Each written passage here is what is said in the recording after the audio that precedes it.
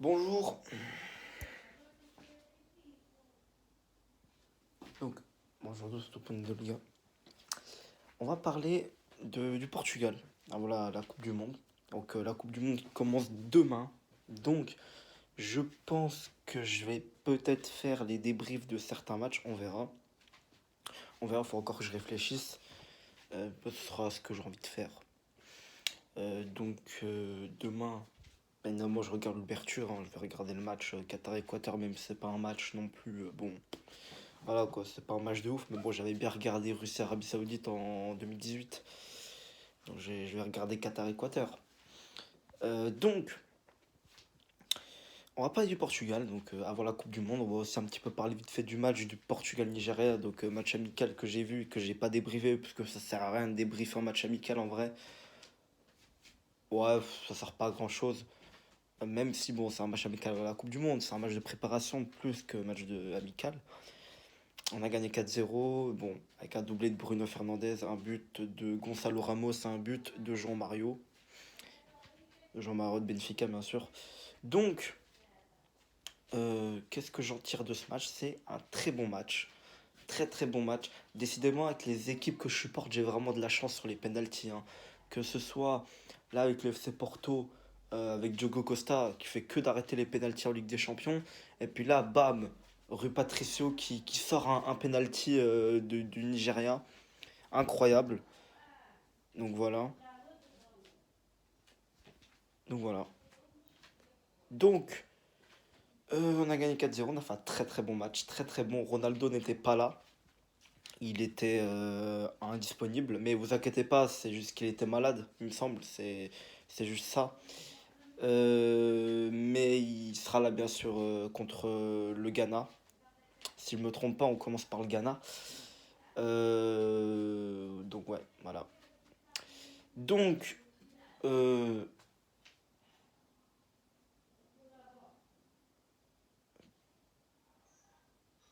voilà quoi. Donc, j'aimerais bien aussi vous parler de Bruno Fernandes. Alors oui, il a mis un doublé. Alors Bruno Fernandes m'a fait très plaisir sur ce match. J'aimerais bien faire une petite aparté sur lui parce que je l'ai énormément incendié dans ma dernière vidéo. Et au final, je me suis rendu compte que, au fait, il n'y avait pas autant à faire sur lui parce que, bah, malheureusement, je suis un petit peu tombé, comme beaucoup de gens, hein, on va pas se mentir, je suis tombé dans le piège des médias. Voilà. Mais là, je vais incendier les médias, là, plutôt. Et Bruno Fernandes, je vais le défendre un peu, tu vois, je vais un peu changer. Et Ronaldo aussi a fait des nouvelles. Enfin, on a vu un peu plus l'interview de Ronaldo. Il y a eu des nouveaux trucs. Mais on va parler plus du Portugal de la sélection. Donc, euh, euh, donc Bruno Fernandes, il a mis un doublé. Il a été très bon déjà. Si on parle du sportif, il a été bon. Il a été très très bon même. Il aurait même pu mettre un triplé avant la mi-temps. Il est sorti à la mi-temps, il me semble. Bon, c'est très mérité. De toute façon, Bruno Fernandes, il a été incroyable. On va le préserver. Je pense que là, vu le match qu'il a fait, je pense qu'il partira comme titulaire à la Coupe du Monde. On fera avec. Mais s'il continue à être bon comme il l'a été contre le Nigeria, moi, je suis totalement d'accord qu'il soit titulaire. On a vraiment une équipe de fous. Et ça, je sais pas si vous vous en rendez compte, les gars. On a vraiment une équipe de malades, hein. On peut limite faire trois équipes, hein. C'est incroyable. On est trop fort. Otavio, incroyable. Otavio, il est trop fort. Otavio. Vitinha, alors Vitinha, j'ai l'impression qu'il a encore un peu du mal. Il a un peu du mal encore avec la sélection. Il n'a pas fait tout le temps des trucs justes. Il a été un peu en dessous.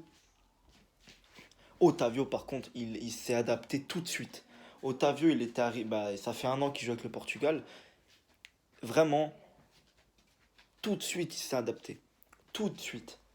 Il a, je crois, marqué son premier but dans les deux premiers matchs. Je me rappelle, il a marqué contre le Qatar son premier but. Donc voilà, en match amical.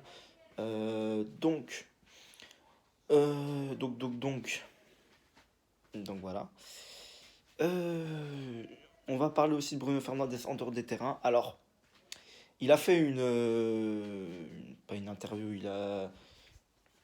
il a parlé devant les médias après le match. En portugais, bah, c'était une vidéo portugaise, donc il n'y avait pas les sous-titres. Mais bon, j'ai compris ce qu'il a dit, hein, de toute façon. Donc, Déjà, apparemment, la vidéo, c'est les médias qui en ont rajouté clairement.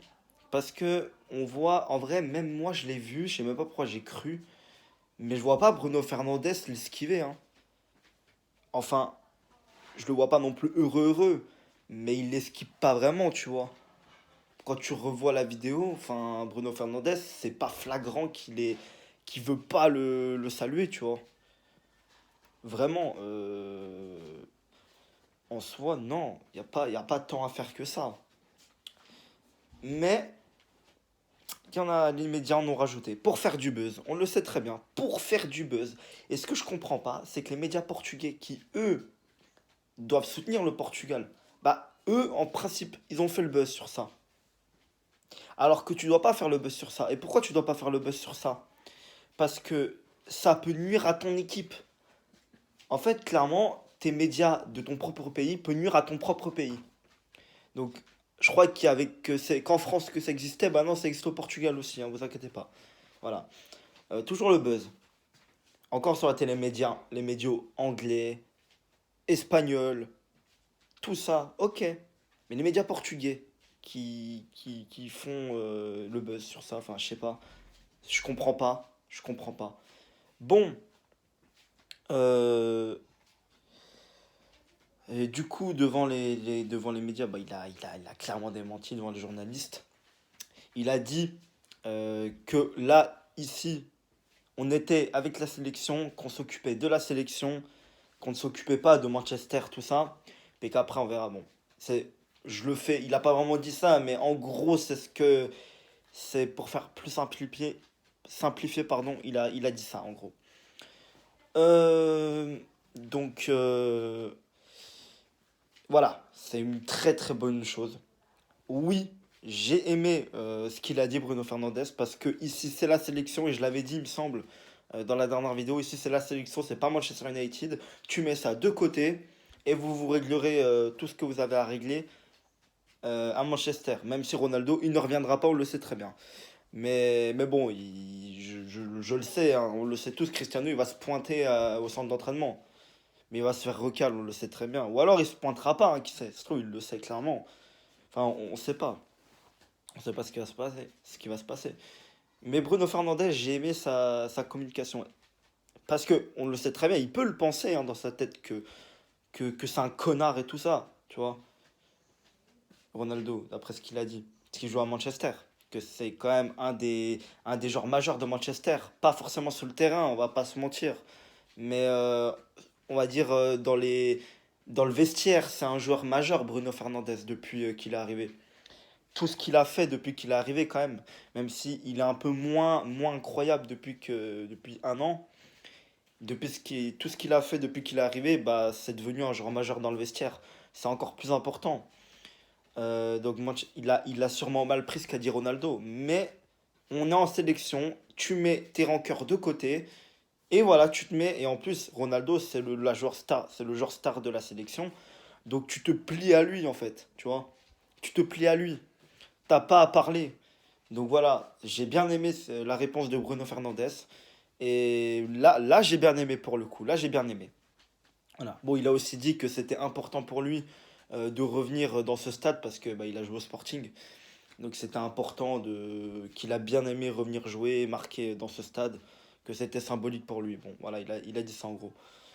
Donc, voilà. Bruno Fernandes, j'ai bien aimé. Et là, au moins, s'il peut atténuer s'il peut atténuer les rumeurs, s'il peut atténuer tous les fausses trucs, ce qui se dit, au moins, ça pourrait faire du bien encore plus à l'équipe.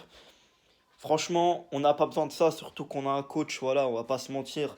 Même si, bon, là, il a pas, bah, là j'ai rien à lui reprocher au coach. On a gagné, il a pas fait des choix de merde. Il a mis l'équipe qu'il devait mettre, et puis voilà. Même si je comprends toujours pas pourquoi William Carvalho est titulaire. Mais en soi, William Carvalho, les gars, il a eu son importance dans ce match. Il n'a pas fait des choses mal. En fait, William Carvalho, ça peut être les deux extrêmes. Il peut être hyper désavantageux pour ton équipe, comme il peut être hyper avantageux pour ton équipe. Tout simplement. S'il est dans un mauvais soir, il est catastrophique pour l'équipe. Il peut te faire perdre le match. Par contre, s'il est très bon, là, il peut être un plus. Parce que sur le terrain, en fait, Bah Danilo William Carvalho, faut arrêter. Faut arrêter parce que c'est un peu les deux mêmes joueurs, tu vois. C'est les deux mêmes joueurs, tu vois. Mais vu que maintenant Danilo va jouer en défense sûrement, bah en fait, William Carvalho, il peut vraiment être important dans le milieu. Parce que bah il y a pas Renato Sanchez et puis bon, Renato Sanchez c'est pas pareil. William Carvalho c'est plus un milieu un peu défensif, tu vois. Alors que Renato Sanchez c'est un milieu qui lui se projette vers l'avant, tu vois. Donc ça peut être complémentaire, tu vois. Mais là, t'as t'as des milieux offensifs, Bernardo Silva, Otavio, même s'il jouera plus ailier, mais bon, c'est des milieux aussi, ils peuvent jouer au milieu. Bruno Fernandes, pareil, c'est un milieu plus offensif. Et puis ça fait du bien d'avoir quand même des milieux plus défensifs, comme Ruben Neves, un peu comme William Carvalho, tu vois. D'avoir des milieux un peu plus, qui sont plus milieux un peu défensifs, tu vois. Plus derrière, tu vois. Et puis, bah, tout simplement, ça peut avoir son importance. Donc, William Carvalho, si vraiment il est bon et qu'il fait un bon mondial, je le veux sur le terrain. Parce que c'est un joueur qui est un peu le seul dans son genre dans cette équipe. Voilà. Vitinha, pareil, c'est un milieu plus offensif, tu vois. C'est pas un milieu physique, tu vois. Donc, tu vois, j'aimerais bien avoir des milieux techniques, petits, pas physiques, comme Vitinha, Bernardo Silva, tu vois, des joueurs comme ça, tu vois. Un peu Bruno Fernandes aussi, tu vois. Et des milieux plus forts comme Ruben Neves et surtout William Carvalho, tu vois. Donc, il faut ces deux types de joueurs sur un terrain, tu vois. Et bah, João Félix, je l'ai trouvé pas mal. À part, bon, en première mi-temps, il était pas ouf, mais en deuxième mi-temps, voilà, il provoque. Sur le quatrième but, il provoque. Il fait un appel. Je crois que je sais pas, c'est Guerrero qui lui fait la louche. Et bah, João Félix qui fait une passe.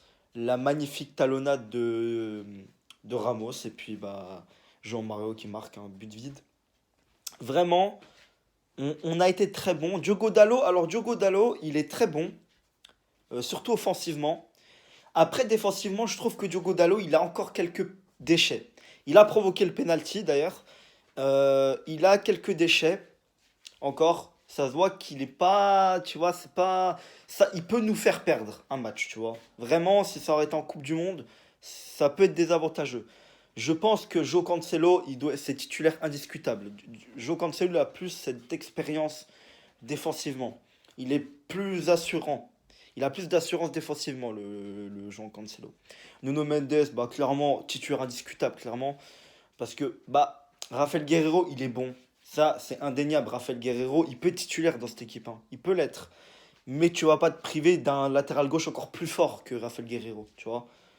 Nuno Mendes, il est beaucoup plus fort. Il est physique, il est technique, il est rapide. Ce que Guerrero n'a pas forcément, tu vois. Il est pas physique déjà, Rafael Guerrero, il est tout petit, hein. Il est tout petit. Donc voilà, technique, ça va, tu vois. Rafael Guerrero, ça va, tu vois.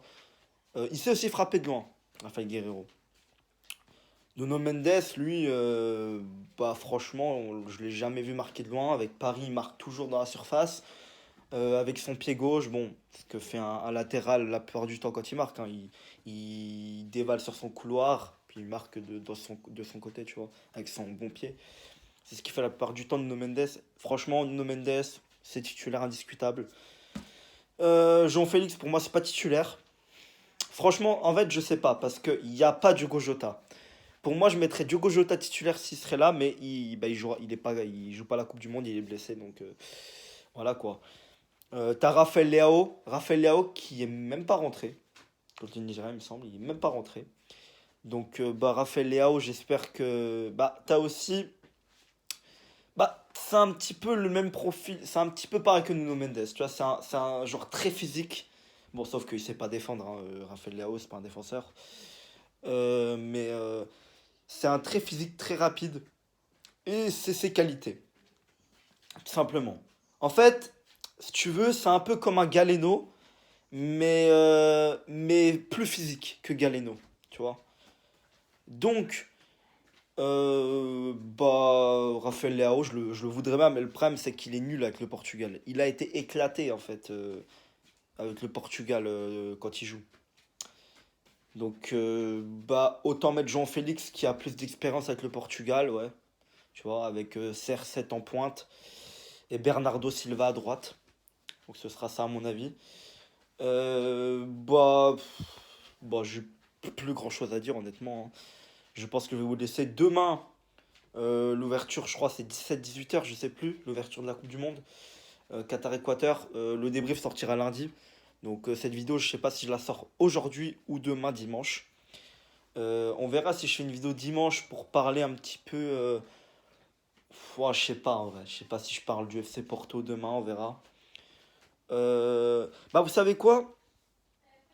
Honnêtement, je sais pas vous, mais je vais peut-être faire les débriefs des matchs où bah, il y a les joueurs du FC Porto qui jouent. Les débriefs des matchs de la Serbie avec Grujic. Même si je sais pas s'il sera titulaire avec la Serbie parce qu'il y a quand même des bons milieux là-bas.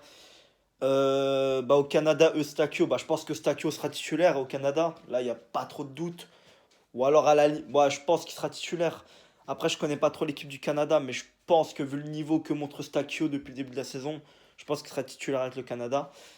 Bah, Taremi, bon, bah, il sera titulaire indiscutable avec l'Iran. Bah, il jouera, Taremi jouera lundi ou mardi avec l'Iran, vu qu'ils sont dans le groupe B.